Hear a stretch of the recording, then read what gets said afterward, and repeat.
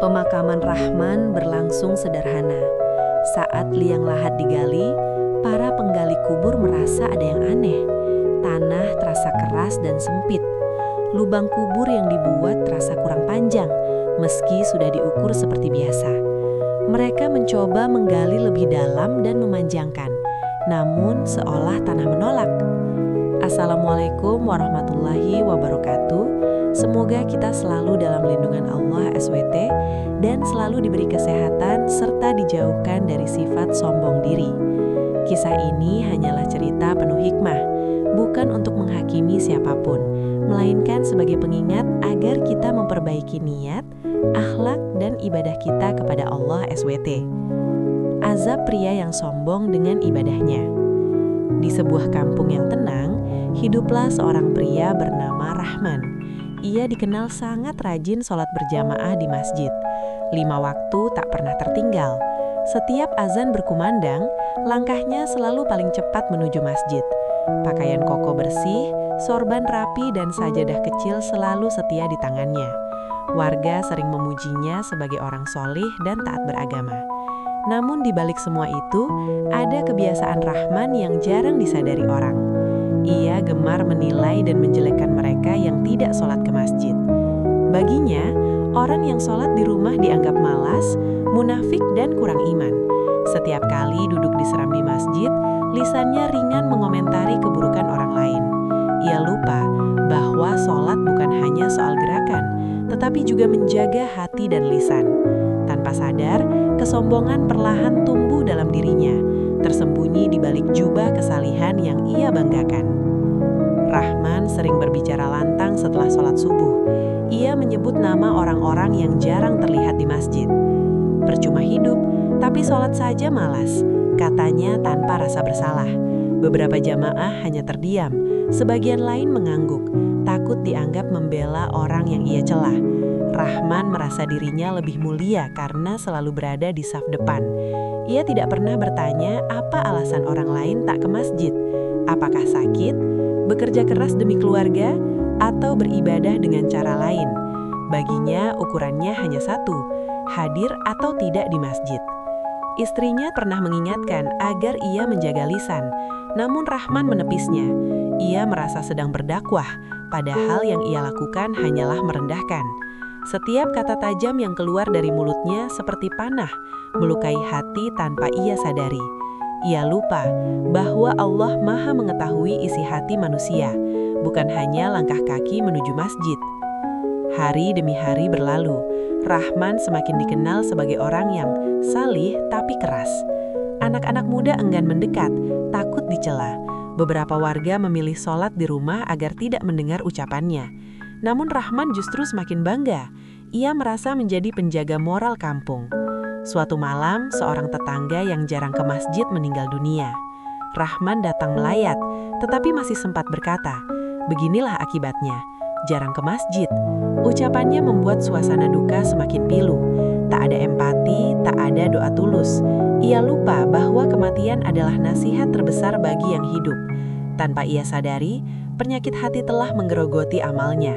Sholatnya rajin, tapi akhlaknya rapuh. Lisan yang tak terjaga menjadi saksi buruk di hadapan Allah. Rahman tidak tahu bahwa ajalnya sendiri sudah semakin dekat dan semua amalnya akan segera diperlihatkan hakikatnya. Beberapa bulan kemudian, Rahman jatuh sakit mendadak. Tubuhnya melemah, langkahnya tak lagi tegap menuju masjid. Kini ia hanya bisa mendengar azan dari tempat tidur. Ironisnya, tak banyak orang yang menjenguk. Mereka masih ingat luka dari kata-katanya. Dalam kesendirian, Rahman mulai gelisah. Ia mencoba mengingat amal-amalnya, berharap semua sholatnya menjadi penolong. Namun bayangan wajah-wajah yang pernah ia hina terus muncul. Ia ingin meminta maaf, tapi gengsi menahannya. Hingga suatu malam, nafasnya tersengal dan kalimat syahadat keluar bertaba-taba. Rahman meninggal dunia. Kabar kematiannya menyebar cepat. Warga mengurus jenazahnya dengan kewajiban, namun tanpa kehangatan. Semua berharap ia husnul khatimah, meski dalam hati tersimpan pelajaran pahit tentang lisan yang tak terjaga. Pemakaman Rahman berlangsung sederhana.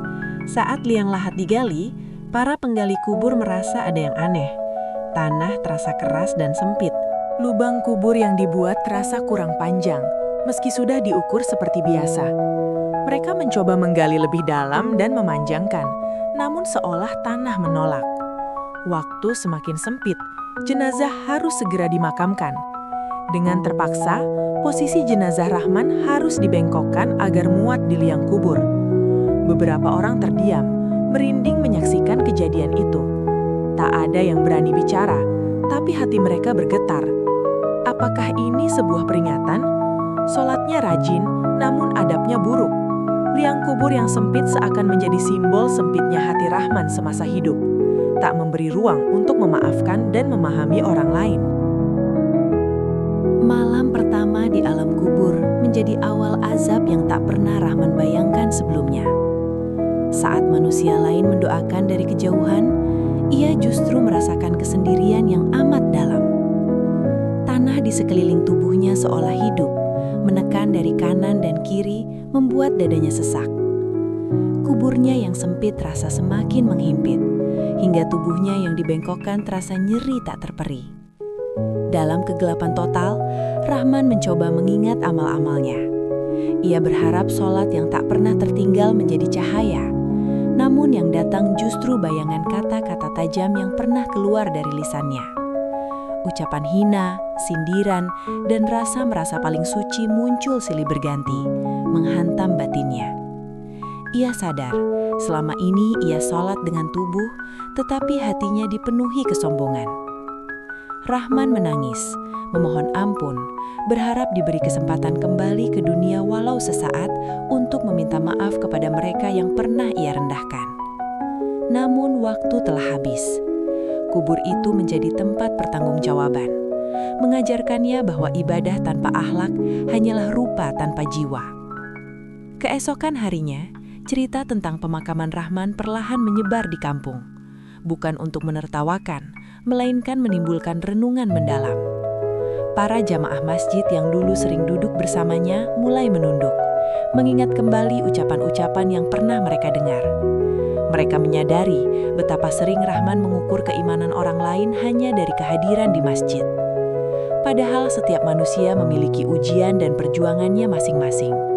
Ada yang bekerja keras demi keluarga, ada yang sakit, ada yang beribadah dalam diam tanpa ingin dilihat. Kisah kubur Rahman menjadi pelajaran pahit bahwa merasa paling benar justru bisa menjerumuskan. Sejak saat itu, suasana masjid berubah. Jamaah mulai saling menyapa dengan senyum, bukan tatapan menghakimi. Nasihat disampaikan dengan lembut, bukan celaan. Mereka belajar bahwa dakwah yang benar lahir dari kasih sayang. Nama Rahman pun sering disebut dalam doa, bukan untuk membuka aibnya, melainkan memohon agar Allah mengampuni dosanya dan menjadikan kisah hidupnya sebagai peringatan bagi yang masih diberi umur. Kisah Rahman akhirnya menjadi pengingat yang hidup di tengah masyarakat.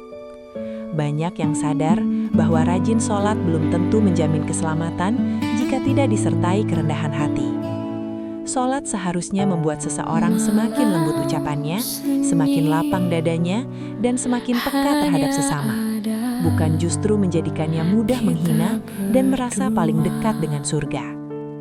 Kubur Rahman yang sempit mengajarkan bahwa hati yang sempit di dunia akan membawa kesempitan di akhirat. Jangan pernah meremehkan amal kecil orang lain, karena kita tak tahu mana yang paling Allah cintai. Jangan pula menganggap diri suci, karena dosa lisan seringkali lebih berat dari yang disadari. Selagi masih hidup, mari perbaiki niat dan akhlak. Gunakan lisan untuk mendoakan, bukan mencela. Aku temukan